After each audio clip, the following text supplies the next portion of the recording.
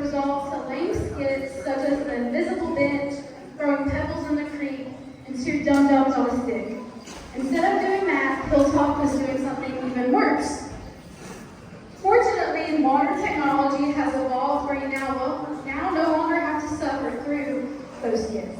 Now you get to suffer through the very first artificial intelligence-generated skit at Indian Creek Youth Camp. So, in order to make this work, I fed ChatGPT a bunch of stuff about camp, and I'm going to read what I fed it. This is the only things I said to this, and I told it to make this skit. I'll include the cues it provided as well, because that was funny. So this is what I said, word for word, to ChatGPT. I'm a counselor at a week of church camp. At the end of the week, we do a skit as a cabin. It needs to be about 3 to 8 minutes. Don't worry, it's actually going to be that amount of time, unlike some of the lessons we had that were supposed to be. I'm going to provide some information about the people and environment. The skit is going to be the story you come up with, and the narrator and the kids will act out the story. David is the director who has been there for 40 years. Paul is the other director. He is David's son-in-law and does a good portion of the work. Daniel, David's son, preached a fantastic sermon where he used the word cosmos many times in reference to Jesus overcoming the world. Tina, the beloved camp historian, has spent the week with her inflatable wiener dog float. She also dressed him up on his grandma at the camp food carnival. Hilltop, which is the cabin doing the skit, always has awful skits. David briefly scared the campers when there was a threat of lightning. He said that 30 cows died because they were near trees. And then the canteen was locked all week, so none of the counselors could get their ice for a while. And I told it to make it funny for all generations, be mindful that it's to be clean for families, but relatable, make it a skit that will at least make 2 people laugh, make it smooth but funny, and in a personal way. So this is the story, this is the skit that was completely generated by ChatGPT. Welcome everyone to Hilltop's latest and greatest skit. Tonight we bring you the camp that overcame the cosmos. Sit back, relax, and prepare to laugh. David enters with a hat labeled director and a serious face. Our story begins with David, the wise camp director who has been dealing with us for 40 years. David, waving his walking stick, says, "Ah, the sweet smell of the campfire. Nothing beats the great outdoors, except maybe a good scary story about cows getting struck by lightning." The campers enter, looking scared. David says, "It was a dark and stormy night. The lightning struck, and bam! 30 cows near the trees, gone in a flash. That could be you too!" Campers gasped dramatically. Campers gasped dramatically. Campers gasped dramatically. But fear not, for where there is David, there's also his hard-working son-in-law, Paul. Paul enters with a clipboard and a tired look. Paul sighing. "David, the campers are getting scared again," he said. "Maybe we should stick to s'mores instead of stories." David laughing.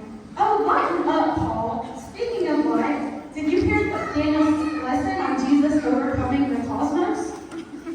Daniel enters with the cosmos sign in the preacher's robe, so generated by Jackson. Daniel said, "And Jesus said, I've overcome the cosmos, and the cosmos is overcome." Campers cheer and repeat, "Cosmos, cosmos, cosmos, cosmos, cosmos." Daniel's sermon about overcoming the cosmos left a big impression on everyone.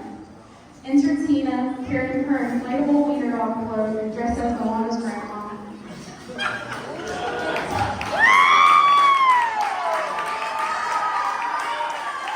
And this is Tina, our beloved camp historian, who kept us entertained with her wiener dog float and fabulous luau climbing costume.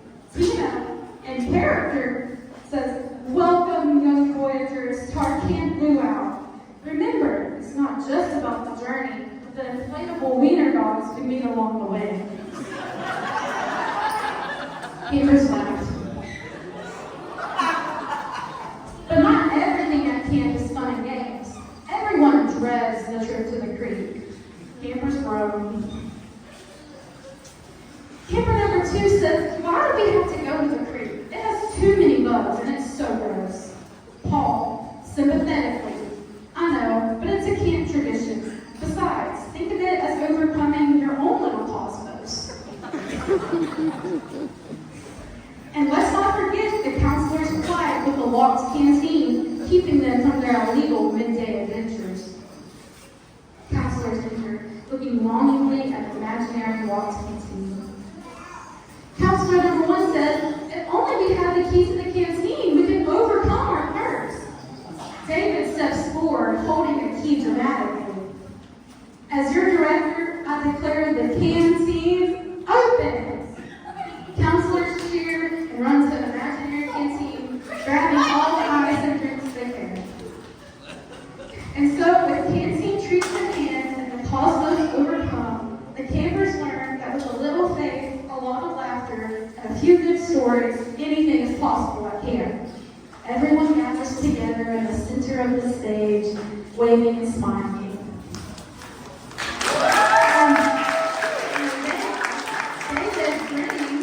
David grinning. Remember, no more lightning scares, just a lot of laughter and maybe a wiener dog race at the creek. Tina, holding up her inflatable wiener dog, made the best float win. Everyone laughs and cheers.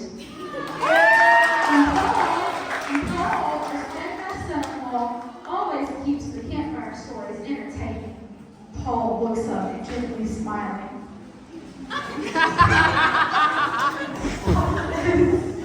Thank you for joining us. Thanks everyone. You know, sometimes it's about facing those bugs at the creek and overcoming the lightning cows. That's always been the best of it. Everyone nods and chuckles. Thank you for joining us. And remember, hilltop skits are never the best.